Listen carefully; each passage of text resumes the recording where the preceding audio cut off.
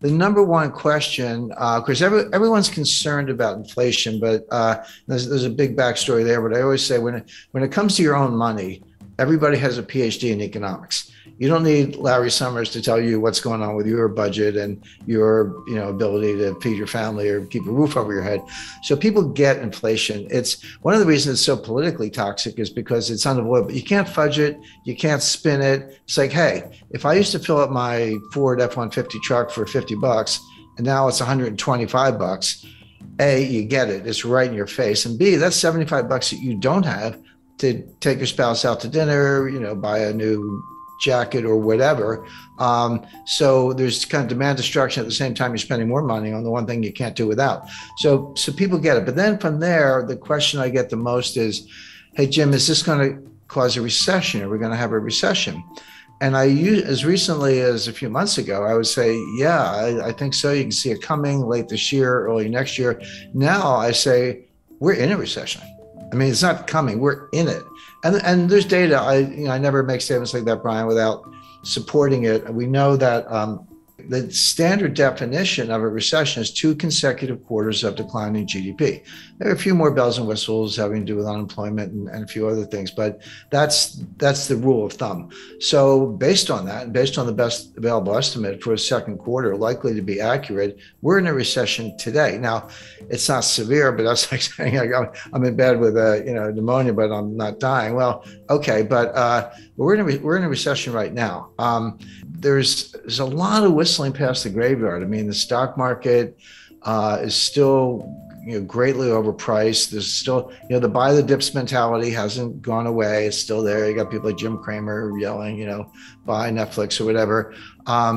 There's institutional support. There's momentum trading. Of course, 95% of the trading is by robots. So you got to reverse engineer the 27-year-olds from Bangladesh who don't get out much. They're the ones really writing these algorithms. I mean, brilliant engineers, but you'd have to show them around Wall Street. So all that's going on. So we haven't really seen the market collapse, stock market collapse that I would expect in association with a severe recession has not happened yet. This is just going to play out. It'll get worse as the year goes on. All right, so you're expecting a major correction in stock markets on the back of a recession. I'm not alone.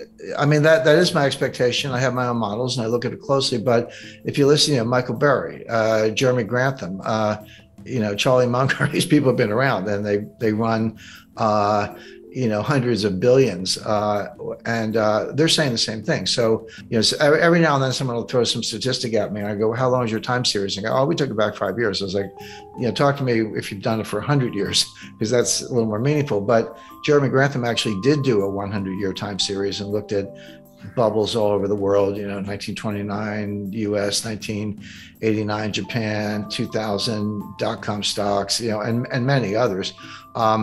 And he said he's never seen anything like it. It's a triple greatest bubble of all time ×3 in the sense that it's real estate, stocks, and other asset classes. So I do. That is my view, but it's shared by a number of other analysts. And that would mean like S&P coming off another 20–30%. Yes. And again, you have to remind people. 1929, the stock market fell 22% in 2 days. It wasn't one day. It was like 12% one day, 11% the next day. So 23% over 2 days. But that wasn't the crash. I mean, that was the beginning of the crash. This Dow Jones fell 82% from top to bottom. Now, it took 3 years. It bottomed in June 1932. Started in October 1929, so not quite 3 years. But that fell 82%. And that happens. So yeah, we're down, NASDAQ's down, bounced back a little bit in recent days, down close to 30%, down the S&P down over 20%. We're in bear market territory, but that's just the beginning. That's not what a full bear market, market adjustment looks like in the face of the kind of recession that I expect. Talk to me about inflation, because I was looking at some of the inflation numbers and you have to go back to the 80s to see anything that's approaching double digit. I remember being just a kid hearing about double digit inflation. I could kind of remember the gas pumps, the lines at the gas. It's like a distant memory of me in the 70s. But how do you talk to younger people these days about what inflation is or it means, because I don't think people really grasp what it actually means to your savings or to the economy in even a medium term. Well, that's exactly right, Brian. And if you, you're a little younger than I am, but I lived through it. I started my career in banking in 1976, and I remember my wife and I used to kid each other. She was in advertising, I was in banking, and the inflation was so bad, you'd get a raise every like 4 or 5 months, and you didn't have to ask. They would just give it to you because they knew that you were going to quit if they didn't keep up. So she would get a raise, and she was making more than I was at the time. So we'd go out to dinner, and then I would get a raise, and I was making more than she was. So we would just tease each other about that. But that's how it was. And the psychology was, if you needed a TV set or refrigerator, new car, whatever, you say, I better buy it now because the price is going to be higher. If I wait a month or 2 months, the price is going to run away from me. So it had huge behavioral effects. Of course, gold was, going to the moon. There was a lot going on at the time. But Brian, you're right when you say we're putting up inflation numbers today that are the highest in 40 years. That is correct. But I remind people, the inflation in 1981 was the end of a 10-year period of inflation. That was when Volcker finally got it under control. But you go back to 70, between 77 and 81, so that 5-year period, the dollar lost 50% of its purchasing power, not 15, 50.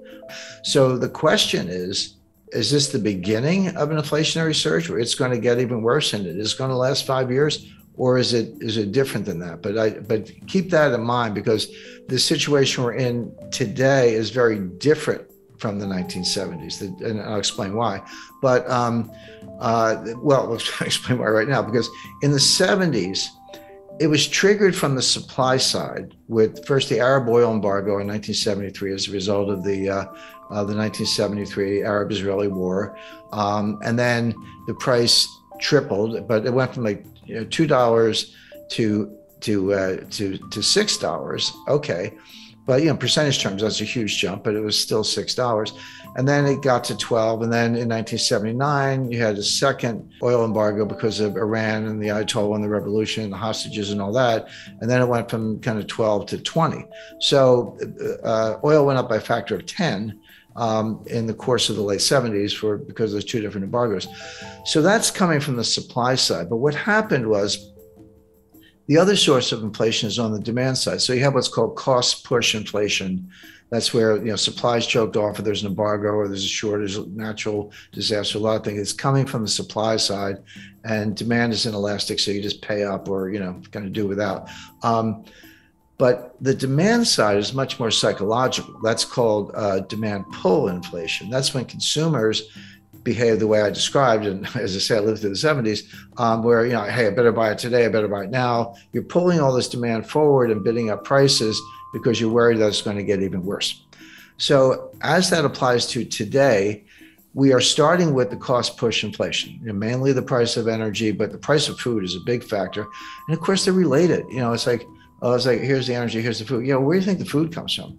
To get the food, you got to feed the pigs and cows. What do you feed them? You feed them corn. How do you get corn? Well, you grow it on a farm. You need nitrogen fertilizer. You need diesel in your tractors. You get the food, you got to put it in a truck to get it from point A to point B. That requires diesel. The higher the diesel price, the higher the cost of food because you're moving it by truck, et cetera. So these things, as I say, are linked. But food prices are going up substantially, and the two things you can't do without are gas in the car and food. So you have that cost push inflation.